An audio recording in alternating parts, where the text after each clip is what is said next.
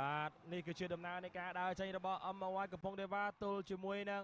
បឹងកេតបាទឯកសណ្ឋានរបស់បឹងកេតថ្ងៃនេះក្រហមមួយឈុតស្របពេលដែល MOI កំពង់ទេវ៉ាជាក្រុមម្ចាស់ផ្ទះប្រើប្រាស់ឯកសណ្ឋានអាវពណ៌សមួយឈុតដោយកីឡាករល្អប្រចាំការប្រកួតបានទៅលើប្រធានក្រុមបាទរបស់ MOI កំពង់ទេវ៉ាគឺ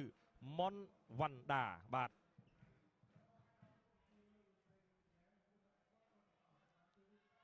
ការបាត់ដំបងចេញពីជើងរបស់ក្រុមម្ចាស់ផ្ទះ MOI កំពង់ទេវ៉ានៅក្នុងវគ្គទី1មិនមានគ្រាប់បាល់សុទ្ធកើតឡើងទេប៉ុន្តែមានការសម្រុកបាទរបស់ក្រុមទាំងពីរឱកាសដំបូងគឺជាការសុទ្ធបាទទៅលើទីរបស់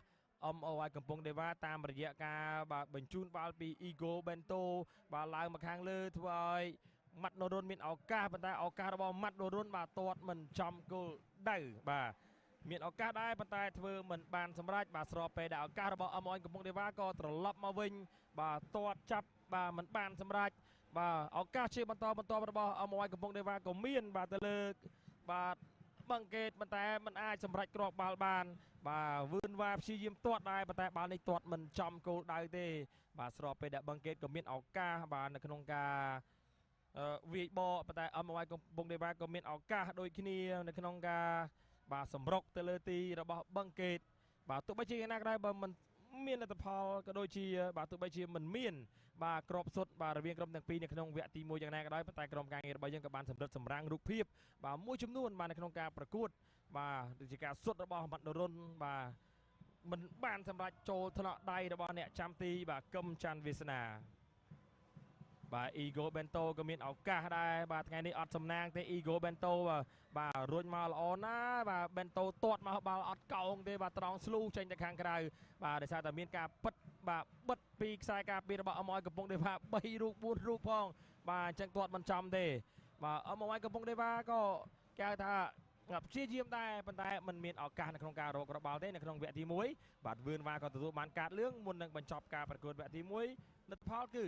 MOI កំពង់ទេវ៉ា0បឹងកេត0ឈានចូលដល់វគ្គទី2មានគ្រាប់បាល់កាត់ឡើងតែមួយគ្រាប់គត់បាទកែបាល់ចេញពីជើងរបស់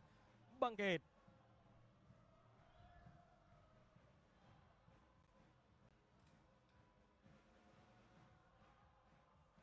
បាទនេះគឺជាកន្លែងដែលបឹងកេតរបូតគ្រាប់បាល់តាមរយៈការផ្លាត់ស្នៀតបាទធ្វើឲ្យមុនវ៉ាន់ដាទាញផុតស៊ីន Broken Kelly ក៏ទាត់បាទមុំនេះមិនធម្មតាទេបាទល្អមែនតើបាទមុនវ៉ាន់ដាបាទខ្សែប្រយុទ្ធបាទរបស់កម្ពុជារបស់យើងអូហូយបាទទាញស៊ីន Broken Kelly ទាត់មុំនេះបាទកយសាលីមក៏មិនដឹងជួយនៅកន្លែងណាដែរហើយក៏ជាគ្រាប់បាល់តែមួយគ្រាប់គត់របស់បាទ MOI កំពង់ទេវ៉ានៅក្នុងការប្រកួតមួយនេះបាទដែលសុទ្ធបញ្ចូលទីទៅលើបឹងកេតទោះបីជាមានមេគ្រាប់កើតឡើងក៏ដោយប៉ុន្តែនៅតែមានការសម្រុកជាបន្តទៀតបាទបឹងកេតក៏មានឱកាសបាទខណៈដែល MOI កំពង់ទេវ៉ាក៏មានឱកាសបាទនៅក្នុងការបាទសម្រុកជាបន្ត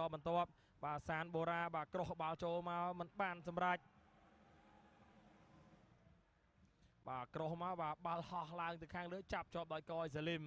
បាទខណៈដែលអ៊ីវសវណ្ណរាកន្លែងនេះបាទបង្កើតឱកាសឲ្យបឹងកេតទៅហើយបាទបែរឡើងជាបឹងកេតបាទមានឱកាសហើយបាទសំណាងមិនមានទេបាទមួយជើងរបស់ Ego Bento មើងបាទរបាទីនៅខាងលើសង្គ្រោះបាល់បានវិញស្របពេលដែលកឹមច័ន្ទវាសនាបាទគេថាចាក់សោចកេះជាប់បាត់ទៅហើយនេះបាទអូយបាទមួយជើងរបស់ Bento ល្អណាស់បាទប៉ុន្តែសំណាងមិននៅ Bento បាទសំណាងនៅរបាទីបាទហើយក៏ចុងម៉ោងមានឱកាសជាបន្តបាទឱកាសរបស់ MOI កំពង់ទេវ៉ាប៉ុន្តែបែរជាទាត់មិនចំគោលដៅបាល់ហើរឡើងទៅខាងលើទៅវិញពីបាទឌីផារ៉ាន់បាទទាត់ទៅបាល់បាទកឡកហើរឡើងទៅខាងលើ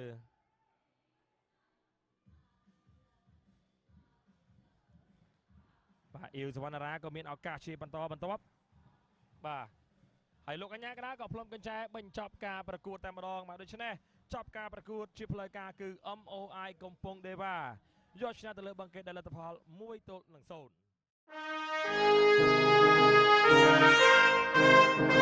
1-0